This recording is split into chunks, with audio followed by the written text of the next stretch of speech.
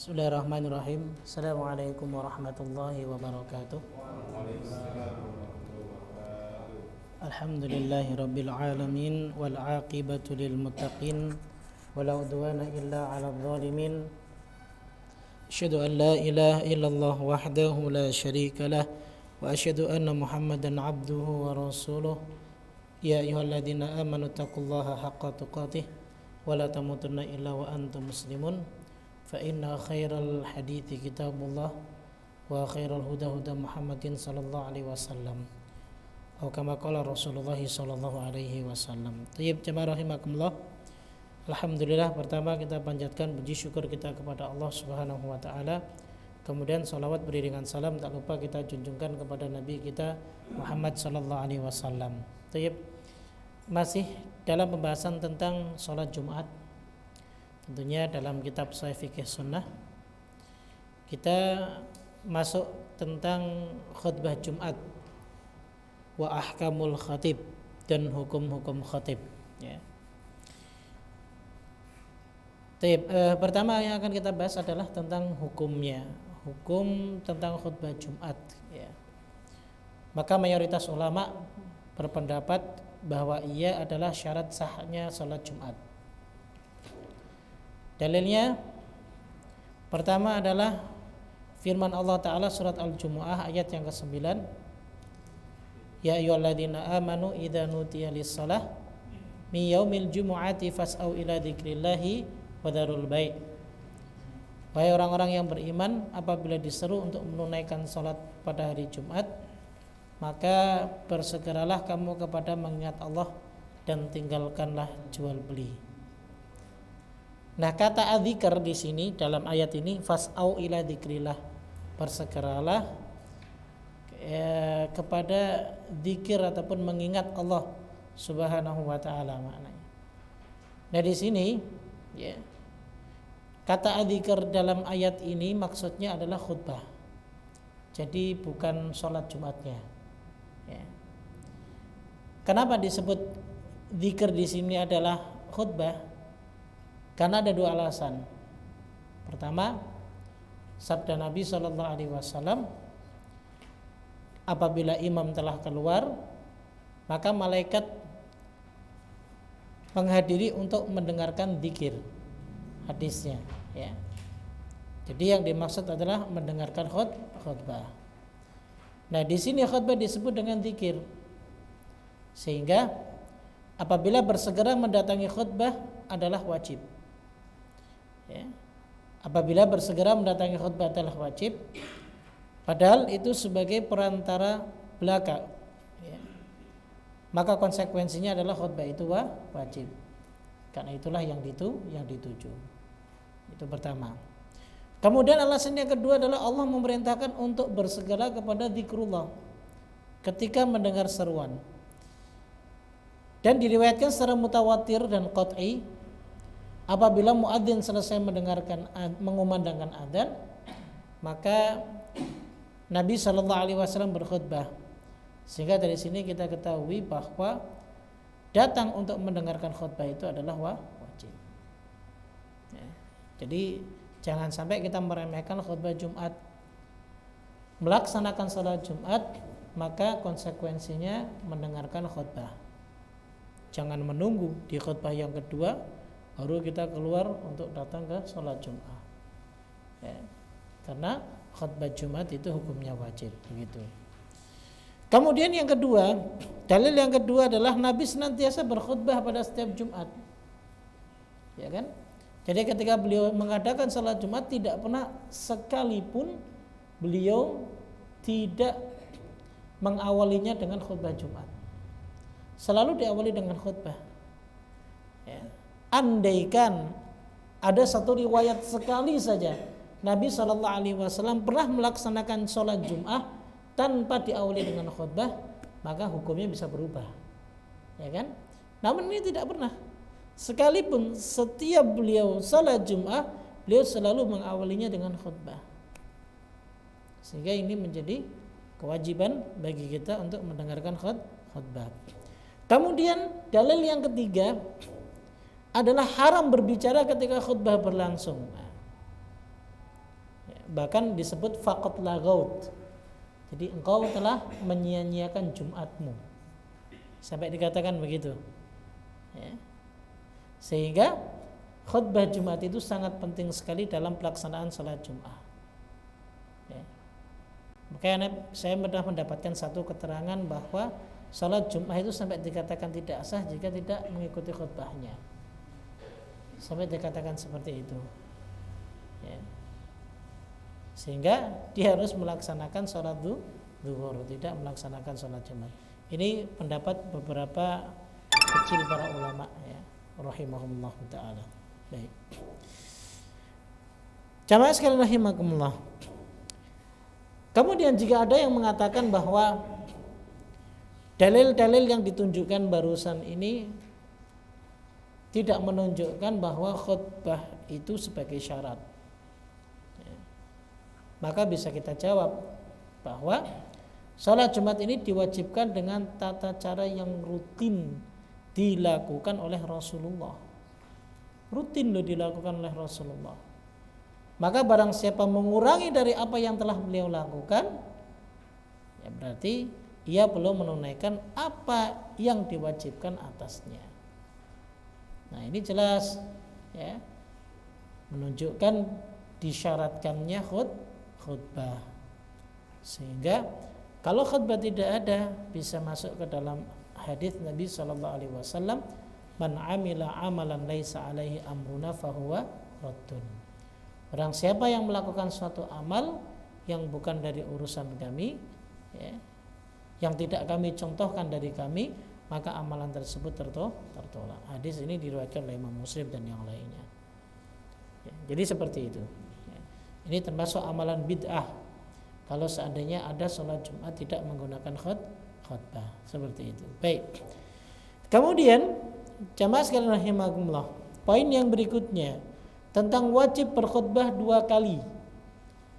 Dan khutbah itu sambil berdiri, kemudian duduk di antara keduanya. Kecuali kalau ada udzur, mungkin khatibnya sakit, tidak bisa berdiri lama, boleh dia sambil duduk.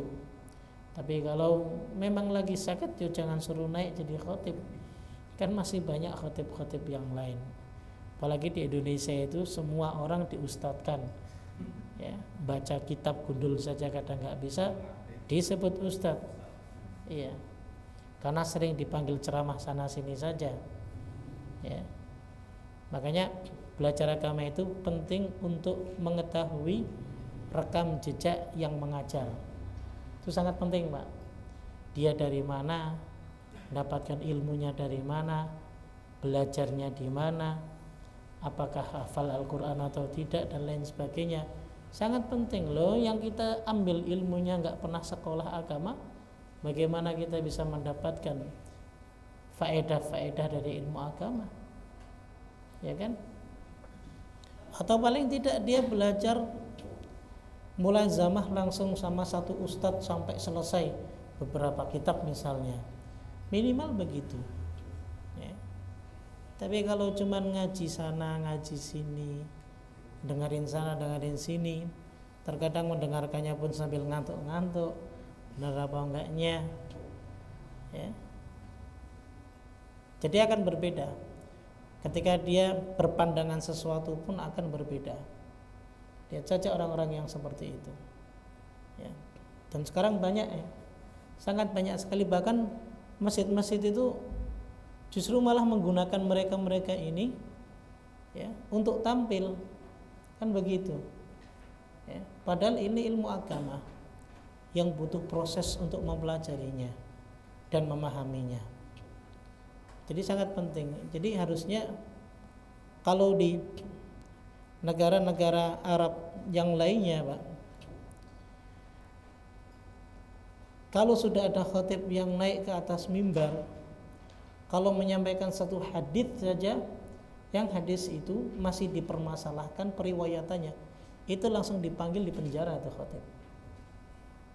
Saking khawatirnya biar tidak menyesatkan umat. Sekarang naik di atas mimbar ngomong ngalor ngidul, ya, hadis juga bukan, ya. Nah itu yang seperti itu hendaklah diperhatikan, ya. Kalau dikatakan kok milih khotib kok pilih-pilih, ya iya karena ini urusannya masalah agama. Ya, kebenaran dan kesalahannya itu sangat dipertanggungjawabkan nanti di akhirat. Jadi begitu, ya. Sehingga kalau bisa kita sangat hati-hati sekali. Ya. Kita bukan meremehkan, tidak, tapi kita harus mencari orang yang punya kapasitas yang benar-benar dia faham agama dengan betul. Itu yang paling penting. Jadi seperti itu. Wallahu a'lam bishawab. Baik, ya. Jadi wajib berkhutbah 2 kali, ya. Jadi khutbah dalam Jumat itu 2 kali. Sambil berdiri dan duduk di antara keduanya kecuali karena uzur. Baik. Kenapa saya menggunakan teks bahasa Indonesia? Agar antum juga bisa memahaminya. Ya kan? Karena kalau saya menggunakan bahasa Arab maka nanti akan sulit untuk antum memahaminya dan akan lama untuk menyelesaikan setiap babnya. Kita baca dulu, kecuali memang kajian kitab benar-benar antum pegang bahasa Arab, saya pegang bahasa Arab, nah itu ya, nanti saya ngomong apa antum nggak mudeng kan begitu. Kan lebih baiknya ya kita menggunakan bahasa Indonesia untuk mempermudah. Ya, jadi begitu. Mungkin kalau di kampung-kampung kalau begini nggak diterima. Ya, padahal orang-orang kampung sendiri baca Arab gundul aja nggak bisa kan, sama saja kan itu. Ya, ini dikatakan kurang afdol begitu katanya. Sama saja aslinya. Antara menggunakan bahasa Indonesia dan bahasa Arab yaitu sama saja. Begitu. Dan kita pun tidak asal menyampaikan hanya dengan teks bahasa Indonesianya. Kita pun juga telaah di bahasa Arabnya juga. Barangkali ada terjemahan yang tidak dibenarkan ataupun yang kurang tepat, itu bisa dirubah seperti itu. Baik, jadi artinya intinya adalah bahwa khutbah itu 2 kali, kemudian harus di antara 2 khutbah itu ada duduk, ya. Seperti itu. Kemudian yang berikutnya ketentuan minimal dalam khutbah.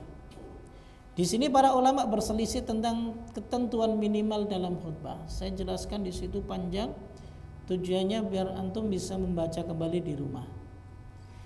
Maka di sini setelah diteliti dapat dikatakan bahwa ketahuilah khutbah yang disyariatkan adalah seperti yang biasa dilakukan Rasulullah, yaitu menganjurkan manusia dan mengingatkan mereka.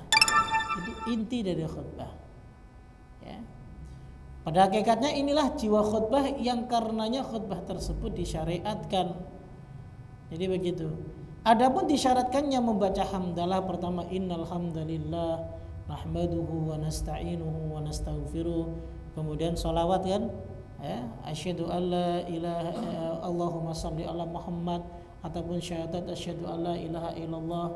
Kemudian wa asyhadu anna Muhammadan Rasulullah. Kemudian qala Allah Ta'ala ya ayyuhalladzina amanu taqullaha haqqa tuqatih sampai selesai. Maka seluruhnya keluar dari tujuan inti dari pensyariatan khutbah, ya. Jadi bukan itu, ya. Sehingga jika ada yang mengatakan bahwa cukup dengan khutbatul hajah saja, maka ini tidak dibenarkan. Karena memang dalam khutbah itu ada penyampaian sesuatu, ya. Jadi seperti itu, ya. Nah, kebetulan saja hal-hal seperti itu terjadi dalam khutbah beliau. Tidaklah berarti itu menjadi tujuan yang pasti dan syarat yang wajib. Ya. Ada satu orang yang kemudian mengkritik ketika ada muqaddimah dalam khutbah Jum'ah. Dia mengatakan itu enggak sesuai sunnah. Ya. Bukan enggak sesuai sunnah. Dikatakan itu rukunnya khutbah, tidak, bukan rukunnya khutbah. Cuman kebiasaan Rasulullah saja ketika ingin menyampaikan sesuatu beliau selalu bertahmid, kemudian memuji kepada Allah Subhanahu wa taala. Itu kebiasaan Rasulullah sallallahu alaihi wasallam. Tapi bukan inti dari khutbah itu. Innal hamdalillah sampai selesai itu bukan inti daripada khutbah. Bahkan sampai ada yang mengatakan tradisi bangsa Arab itu masih berlangsung. Ya. Kalau ada seseorang yang mereka tidak berdiri menyampaikan sesuatu, pasti pertama yang mereka ucapkan adalah apa? memuji Allah, alhamdulillah, ahmaduhu wa nasta'inu. Ya. Jadi begitu ya. Itu yang dimaksud dengan inti ataupun tujuan daripada khutbah. Jadi khutbah itu bukan hanya khutbatul hajah saja, hanya dengan innal hamdalillah dan yang lain sebagainya, akan tetapi juga harus ada isinya. Makanya kalau kita tarik dalam pembahasan beberapa khutbah-khutbah yang lainnya, di antaranya adalah ada khutbah nikah. Begitu. Terkadang sebagian para penghulu nih, ya nggak apa-apa nanti biar penghulunya juga sadar ya. Sebagian para penghulu itu mengatakan bahwa khutbah nikah kok kayak ceramah. Memang khutbah nikah isinya ceramah. Yang namanya khutbah harus ada isinya. Enggak, kata dia kalau khutbah nikah itu innal hamdalillah nahmaduhu wa nasta'inuhu wa nastaghfiruh sampai terakhir qala Allah taala, cuman begitu saja, tidak. Yang namanya khutbah ya berarti ada isi yang ingin disampaikan. Tayyib, oke. Lah Rasulullah sallallahu alaihi wasallam dulu ketika menikahkan Fatimah, maka beliau sallallahu alaihi wasallam hanya khutbah hajah. Bukan hanya khutbah hajah. Karena di dalam khutbah hajah itu ada ayat-ayat yang dibacakan oleh Nabi sallallahu alaihi wasallam. Dan yang kedua ada hadis-hadis yang dibacakan oleh beliau sallallahu alaihi wasallam. Namun karena teksnya hadis dan ayat itu berbahasa Arab, itu tidak perlu dijelaskan dengan panjang lebar. Begitu. Lah adapun kita, ya, orang nggak paham sehingga hanya yang dibacakan itu saja. Qala Allah Ta'ala, ya ayyuhalladzina amanu. Cuman itu saja, habis itu selesai. Tidak. Mana tujuan khutbahnya? Jadi nggak ada. Ya. Jadi ada satu pernah kasus terjadi begitu, disenggol sama penghulunya. Ya. Kalau mau ceramah nanti, ini khutbah nikah dulu. Saya tarik bajunya sini. Khutbah itu tujuannya apa? Kalau ente bilang itu khutbah, tujuannya apa khutbah itu? Kecuali kalau ente bilang itu muqaddimah. Kalau muqaddimah nggak ada masalah. Kalau dibilang itu khutbah nikah kan, berarti ada isi yang harus disampaikan. Meskipun cuma sebentar, tapi ada isi yang harus disampaikan. Diam tuh orang. Ya. Jadi seperti itu. Ya. Jadi sekali lagi bahwa harus ada isi dari khutbah tersebut meskipun singkat, nggak ada masalah. Dan bahkan yang terbaik itu adalah khutbah itu paling singkat, padat dan jelas. Khutbah kok setengah jam isinya apa itu, orang semua pada ngantuk, Pak. Ya, seperti itu. Baik ya, itu yang dimaksud. Baik, nanti akan ada pembahasannya di sini. Baik. Kemudian poin yang berikutnya yang C adalah yang D ya. Adalah perkara-perkara yang dianjurkan dalam khutbah. Nah ini, pertama memulainya dengan pujian dan sanjungan kepada Allah, bersolawat kepada Rasul dan bertasyahud. Jadi ini bagian daripada sunnah yang dianjurkan, tapi belum masuk kepada inti khutbah begitu. Nah ini yang biasa dilakukan oleh Rasulullah Sallallahu Alaihi Wasallam. Ya, ketika beliau menyebut Alhamdulillah, Innal Hamdalillah, ini ada hadisnya, Pak. Cuma terkadang ada sebagian kaum muslimin yang klaim, wah kalau khutbah dimulai dengan Innal Hamdalillah, golongan ini nih. Nggak ada urusannya. Nggak ada urusannya dengan golongan A, golongan B, nggak ada. Ini perintah Rasulullah Sallallahu Alaihi Wasallam. Kata Jabir bin Abdullah, kata beliau Sallallahu Alaihi Wasallam, hadis riwayat Imam Muslim. Khutbah Nabi dalam khutbah Jumat adalah pertama dengan memuji Allah dan menyanjungnya. Terserah mau pakai Innal Hamdalillah, mau pakai Alhamdulillah sama saja. Ya kan? Intinya adalah memuji Allah Subhanahu wa taala. Jadi jangan diciri dengan menyebut ini golongan ini nih, itu yang orang itu jahilnya luar biasa. Ya. Perlu belajar. Jangan ikut-ikutan orang jahil, antum jadi jahil juga, jangan. Tanyakan yang benar. Ya. Jadi begitu. Jadi Nabi mulainya dengan itu. Nahmaduhu wa nasta'inuhu wa nastaghfiruhu wa natubu ilaihi wa na'udzu bihi min syururi anfusina وسيئات أعمالنا من يهده الله فلا مضل له ومن يضلل فلا هادي له أشهد أن لا إله إلا الله وحده لا شريك له وأشهد أن محمدا عبده ورسوله. Kemudian mengambil ayat ya ayyuhalladzina amanu taqullaha haqqa tuqatih wa la tamutunna illa wa antum muslimun ya ayyuhan nas ittaqu rabb ya ayyuhan nasu ittaqu rabbakumul ladzi khalaqakum min nafsin wahidah, ataupun ya ayyuhan nasu ittaqu rabbakumul ladzi khalaqakum min nafsin wahidah. Setelah itu ya ayyuhalladzina amanu taqullaha wa qulu qawlan sadida. Jadi pesan-pesan takwa itu disampaikan semua. Ya. Kemudian ditambah lagi fa inna khairal kalami kitabullah wa khairal huda huda Muhammadin sallallahu alaihi wasallam wa syarrul umuri muhdatsatuha fa inna kulla muhdatsatin bid'ah wa kulla bid'atin dhalalah wa kulla dhalalatin finnar. Ini yang sering dilakukan oleh Rasulullah. Cuman sekali lagi orang jahil ngomong bid'ah lagi. Ini hadis yang diucapkan. Terserah Anda mau memaknai bid'ah yang bagaimana, itu urusan Anda. Ya kan? Anda mau tersinggung bid'ahnya, tersinggungnya di mana? Ini hadis Rasulullah. Ya. Makanya jangan baperan lah kalau bahasa kita. Ini hadis Rasulullah yang disampaikan dalam khutbah hajah. Jadi seperti itu. Kan nggak ada salahnya. Terkadang orang boyo hadis yang lain gitu. Nah kan kita hanya mencontoh menginginkan apa yang Rasulullah biasa lakukan. Apakah tidak diperbolehkan? Ya. Ada yang nggak ada dalilnya aja ngamalkan kok. Apa aja diamalkan kok. Kita yang ada dalilnya jelas kita amalkan malah nggak boleh. Nah ini yang menjadi catatan penting bagi kita, ya. Seperti itu jamaah sekalian rahimakumullah, ya. Bukan berarti kita itu ngomongin bid'ah, nggak ngomongin bid'ah. Tapi ini yang dilakukan oleh Rasulullah sebagaimana keterangan yang disebutkan oleh Umar bin Khattab radhiyallahu taala anhu dan Ibnu Mas'ud. Ini khutbah hajahnya Nabi sallallahu alaihi wasallam, begitu jamaah, ya. Baik, itu yang pertama. Kemudian yang kedua adalah mengagungkan perkara khutbah dan mengeraskan suara.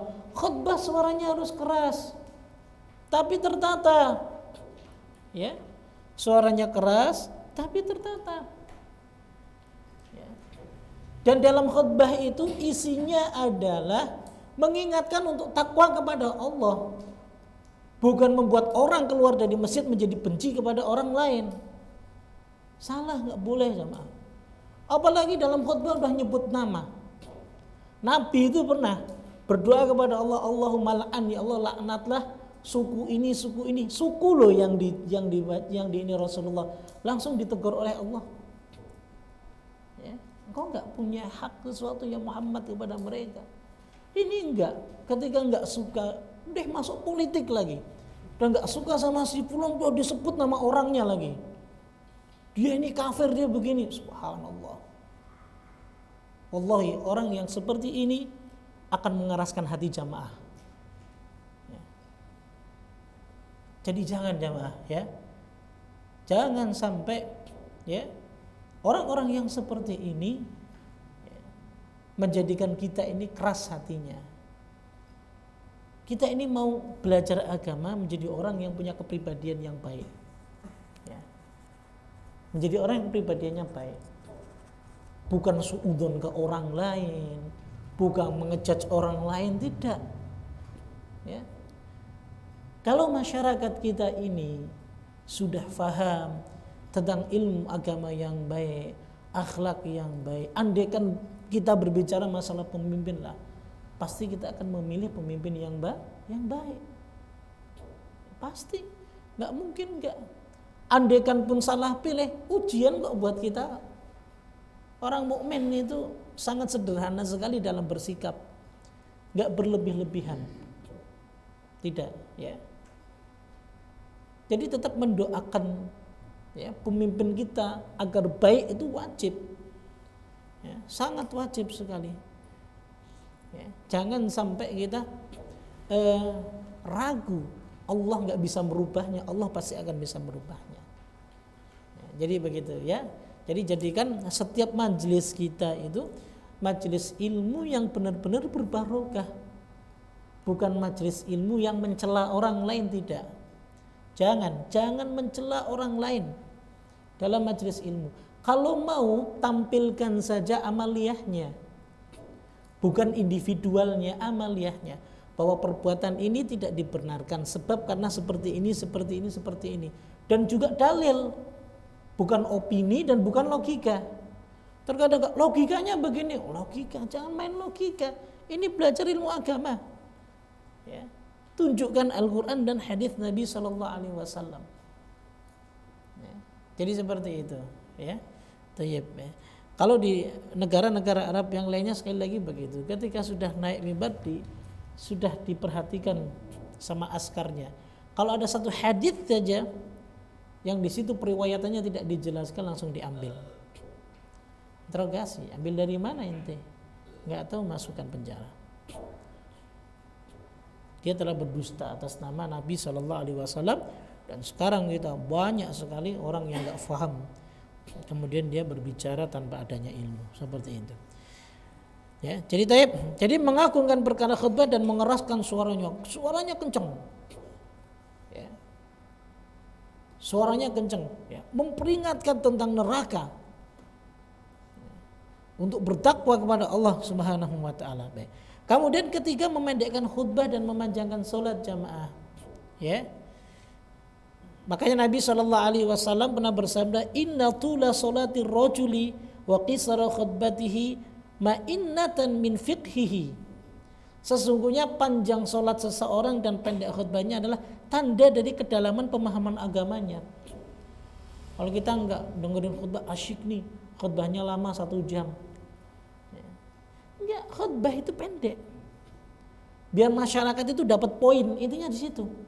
Poinnya apa ya yang dia bawa pulang nanti bisa dia terapkan dalam kehidupannya, ya, dengan keluarganya, itu yang paling penting. Enggak, pembahasan satu istighfar disyarah, setelah ini syarahnya ada syarah lagi, oh itu sampai kapan Pak? Ya, ngantuk, buka kitab, ya, baca aja kitabnya 2 jam jamaah dengerin, tidak. Karena itu momen yang paling penting. Sebab apa? Sebab tidak semua orang itu ikut ngaji, tapi semua orang pasti dia sholat Jumat. Itu momen-momen yang terpenting itu. Maka jadikan momen itu sesingkat mungkin kita menyampaikan sesuatu agar supaya bisa difahami. Itu yang paling penting, ya. Begitu. Nah, ada faedah kenapa khutbah itu harus dipendekkan. Pertama, agar tidak membosankan. Yang kedua adalah lebih mudah difahami dan diingat oleh siapa yang mendengarkannya. Ya. Makanya ya, kadang kami ini kawan-kawan yang ada di sini juga, kalau habis khutbah Jumat saling ngetes tadi yang dijelaskan apa, nggak ada yang bisa jawab. Iya. Kenapa? Terkadang ustadznya udah bener pendek, kitanya yang tidur saat khutbah, ya. Seperti itu. Nih, ya. Kemudian yang berikutnya adalah membaca ayat-ayat Al-Quran dalam khutbah. Boleh, ya. Kita boleh membaca beberapa ayat, ya. Kita sebutkan ayat ini, ya. Tentunya harus ada. Kemudian turun dari atas mimbar untuk sujud ketika membaca ayat sajadah boleh. Misalnya menyampaikan sesuatu, lalu kemudian bertepatan yang kita sampaikan itu adalah ayat sajadah. Nah, gitu, ya. Misalnya kita sedang misalnya khotib sedang mengisi terkait dengan ketundukan hamba kepada Rabb-nya, begitu. Di antaranya adalah dia selalu bersujud kepada Allah Subhanahu wa taala. Kemudian dia membacakan salah satu dari ayat sajadah. Dia boleh turun kemudian dia sujud. Ya. Sehingga kalau ada fenomena seperti ini antum jangan kaget. Khotibnya lucu tadi, tiba-tiba sujud kan gitu ya. Itu aliran apa ya? Nah, selalu itu. Yang terakhir itu selalu begitu. Ya. Orang kadang saya kalau pulang itu bawa istri saya yang pakai jilbabnya besar itu, ya. Orang kenal, tetangga kenal Pak, semua kenal. Kenal kecilnya nakal istilah gitu, gedenya kok belajar agama gitu. Pak ditanya, Sani alirannya apa ya? Gitu. Baru berpakaian aja udah ditanya alirannya apa itu. Ya, orang ujungnya seperti itu pasti ke aliran, ya. Karena saking jahilnya dia tidak tahu ilmu agama. Kemudian mendoakan kaum muslimin dalam khutbah, ya, kita doakan kaum muslimin, Allahumma gfiril muslimin wal muslimat, kita doakan, ya, itu penting sekali. Nah jadi begitu, ya. Jadi dalam khutbah harus ada itu, harus ada kita doa. Pertama kita memulainya dengan apa? Dengan memuji Allah, kemudian suaranya kenceng. Dan innal hamdalillah nahmaduhu. Jamaah sekalian rahimakumullah, ya, yang kencang, berapi-api, ya. Bahkan dalam satu riwayat Rasulullah ketika khutbah itu ihmaru ainah, kedua matanya itu memerah. Seakan-akan beliau itu sedang memimpin pasukan peperangan, ya, saking kencangnya. Juga biar nggak pada ngantuk jamaahnya gitu loh, ya, seperti itu. Ya. Cuman ketika begitu, kalau saya begitu khutbah Pak, pulang-pulang kadang kalau anak saya ngikutin khutbah saya, pulang-pulang Abi khutbah marah-marah gitu. Itu nggak marah saya. Ya. Baik. Kemudian yang berikutnya yang E, ya.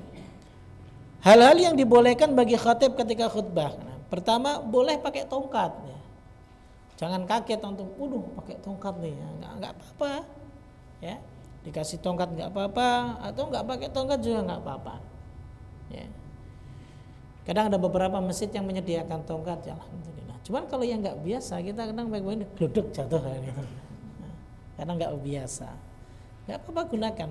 Itu pun ada dalilnya, ada riwayatnya, ya.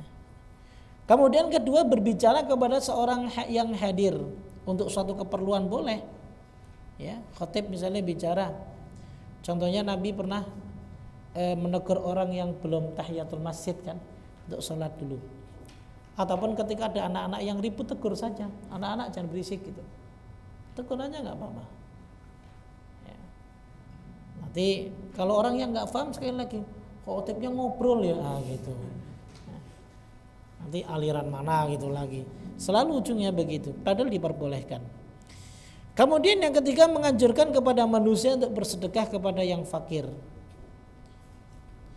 Ini ada satu riwayat dari Imam Nasai, Abu Sa'id Al-Khudri pernah berkata, ada seorang laki-laki yang datang sholat Jumat ketika Nabi sedang khutbah dengan keadaan memelas.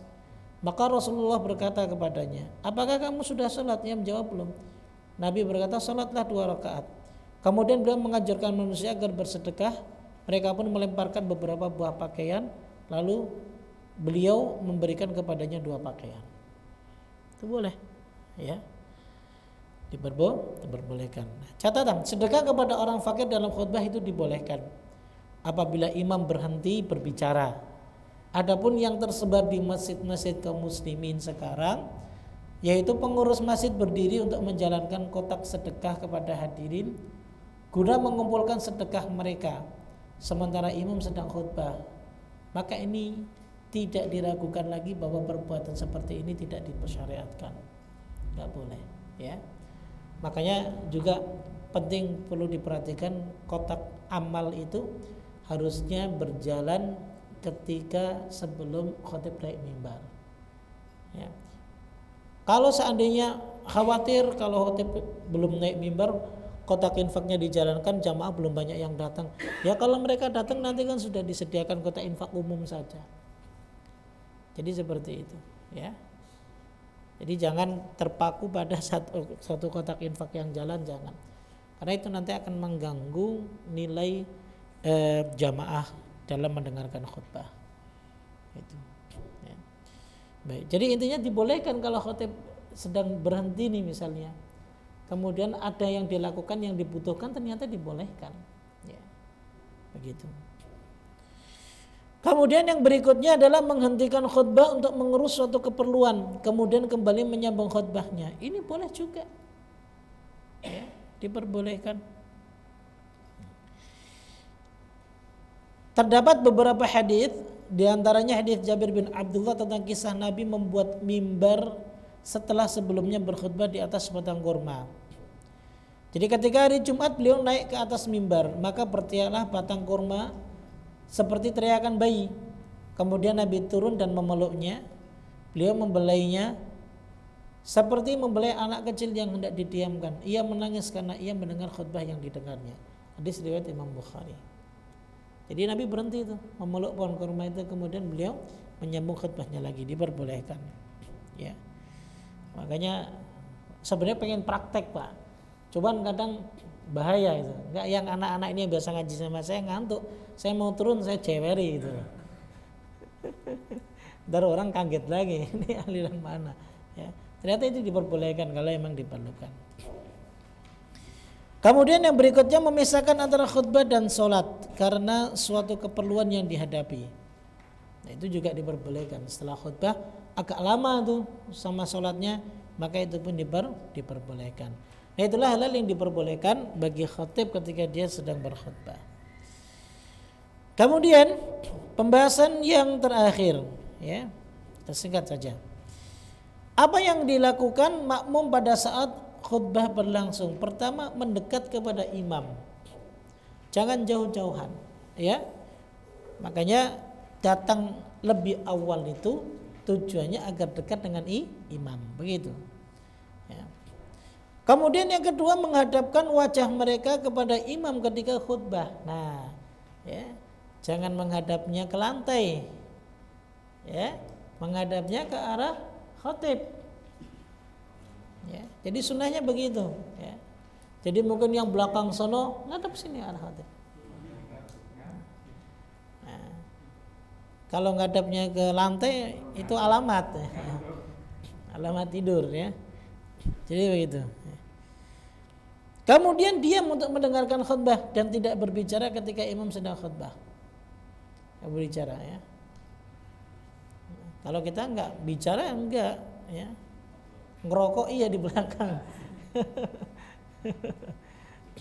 Jadi tinggalkan hal seperti itu karena khutbah termasuk kewajiban, ya. Baik. Kemudian yang berikutnya tidak boleh melangkahi pundak-pundak manusia memisahkan di antara dua orang. Nah, ini enggak boleh, ya. Antum dari belakang maju ingin ke depan. Kalau di sini sih alhamdulillah, ya. Di sini pintunya kanan kiri, Pak, ya. Jadi enggak ada kesempatan untuk melangkah, ya. Untuk melangkahi kawan-kawan kita. Ya, contohnya kayak di Masjid Al-Mubarak itu yang pintunya di belakang itu, pintu utamanya di belakang. Nah, itu yang bisa terjadi melangkahi pundak saudara kita itu ternyata dimakruhkan, tidak boleh, ya. Makanya sekali lagi bagi para petugas yang mempersiapkan salat Jumat itu untuk menghimbau jamaah merapatkan safnya, ya, isi yang kosong biar benar-benar rapat agar supaya tidak terjadi seperti itu, melangkahi saudara-saudara kita yang lainnya. Kemudian yang kelima, janganlah seseorang mengusir orang lain lalu menduduki tempatnya. Ini enggak boleh. Nah, itu tidak diperbolehkan, ya.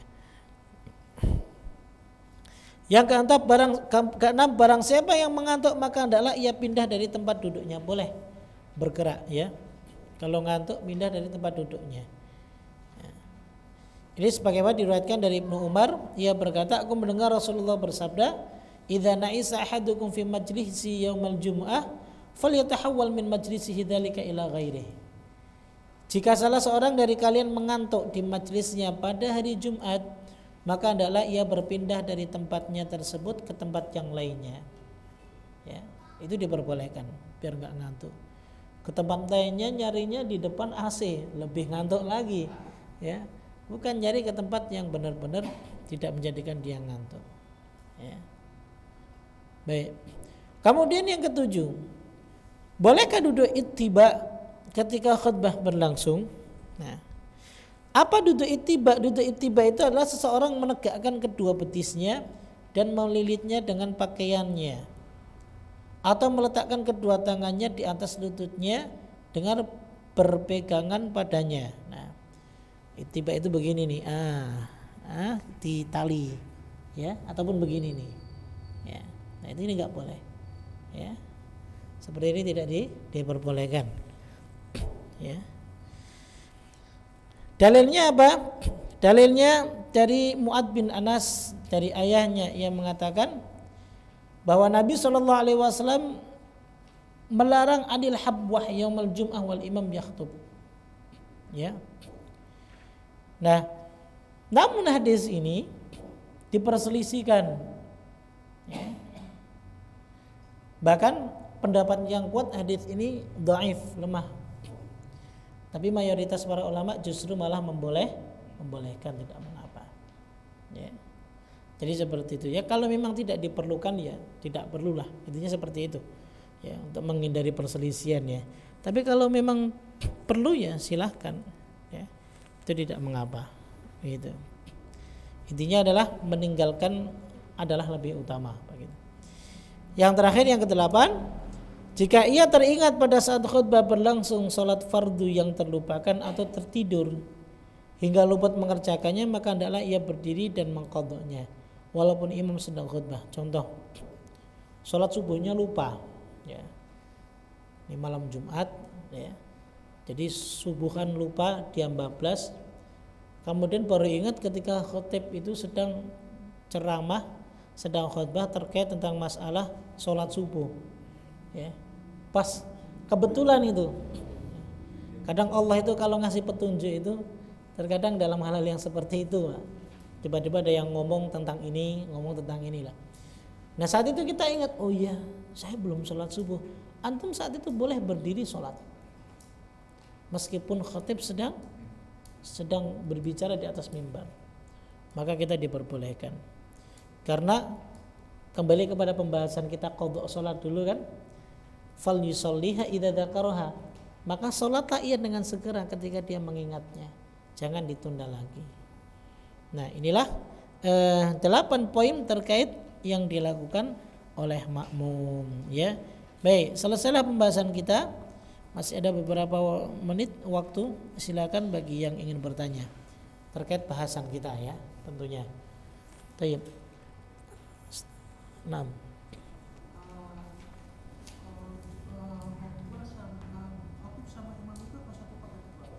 Nah, yang dikerjakan oleh Rasulullah itu ya beliau khatib, beliau imam. Sehingga ya andaikan pun tidak sampai kepada derajat itu wajib, tapi dianjurkan khatib sepaket imam. Itu yang paling afdal. Gitu. Lah bagaimana kalau dia menjadi imamnya berantakan bacanya, ya mungkin yang lain sudah menjadi imam. Ya. Terkadang khatib sekarang itu khatib hanya bisa bicara saja, bisa khatib saja, tapi ada yang tidak bisa menjadi imam gitu. Ada kadang seperti itu dengan bacaannya yang belum tertata rapi, maka dibolehkan. Ya. Makanya sifatnya cuma anjuran untuk menjadi khatib sekaligus imam, itu anjuran. Begitu. Ada yang lain? Nah.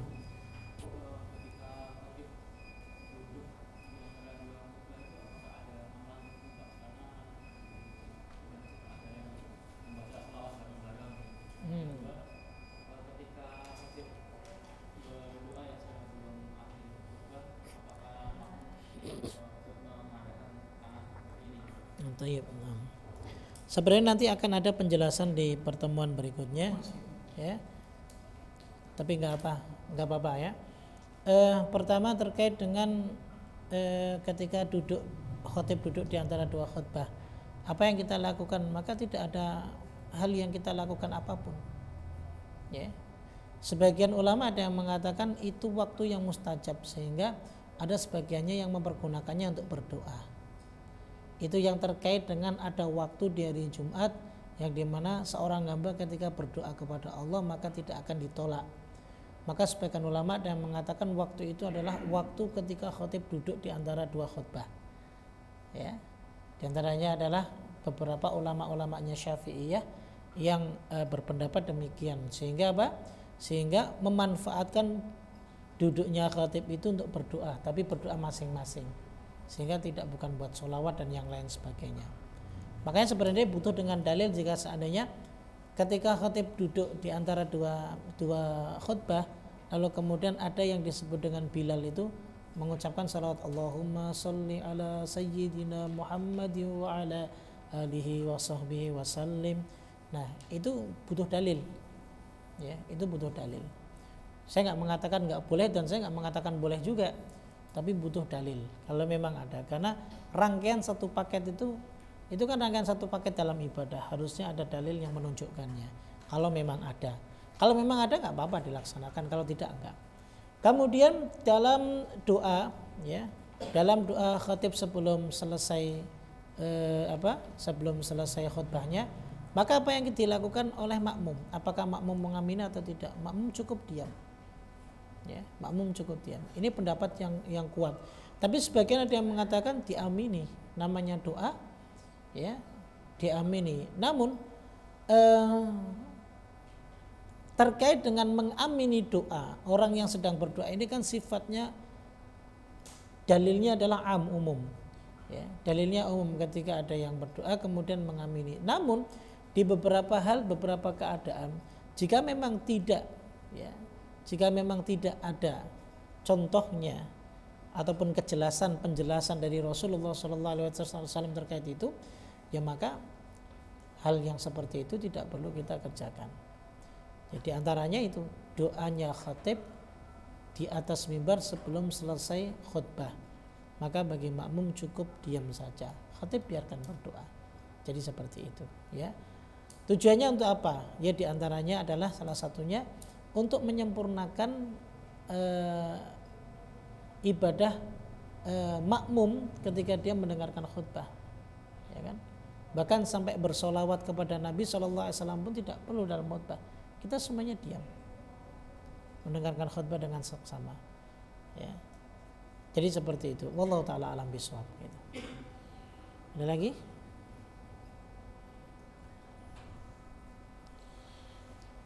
Cukup? Kalau cukup kita cukupkan. Subhanakallah bihamdik asyhadu an la ilaha illa anta astaghfiruka wa atubu ilaik. Assalamualaikum warahmatullahi wabarakatuh.